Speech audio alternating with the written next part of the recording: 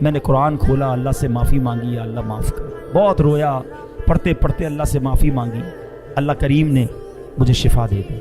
میں پھر گناہ میں پڑ گیا، پھر شیطان کے پیچھے چل پڑا. تھوڑے عرصے بعد پھر بیمار ہوا، ڈاکٹروں نے کہا نہیں بچے گا. میں نے پھر قرآن اٹھایا، روتے روتے پھر اللہ سے دعا مانگی، اللہ قرآن کے صدقے بخش دے. اللہ نے پھر کرم کیا، مجھے شفا نصیب ہو گئی. اے منصور میں پھر باز نہیں آیا. جب شفا ملتی تھی تو گناہ کرتا تھا، بیمار ہوتا تھا تو توبہ کرتا تھا.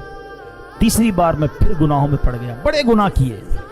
اب جب پھر اللہ تعالیٰ نے بیمار کیا، پھر میں پریشان ہوا. اب قرآن اٹھایا تو قرآن کا ایک لفظ میری زبان سے ادا نہیں ہو رہا.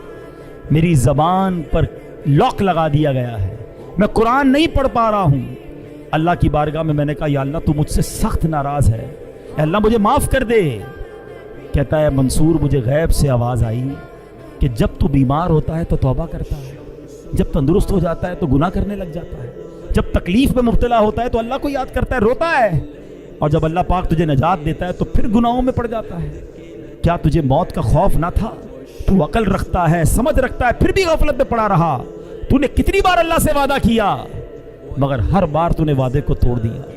حضرت منصور کہتے ہیں وہ بتاتا جا رہا تھا، روتا جا رہا تھا، اور جب کہتے میں تو اس کے پاس سے اٹھ کر چل گیا کہ اس بندے کا اور کیا ہو سکتا ہے. میں جیسے ہی دروازے کے باہر نکلا اس بندے کا بغیر کلمہ پڑھے انتقال ہو گیا.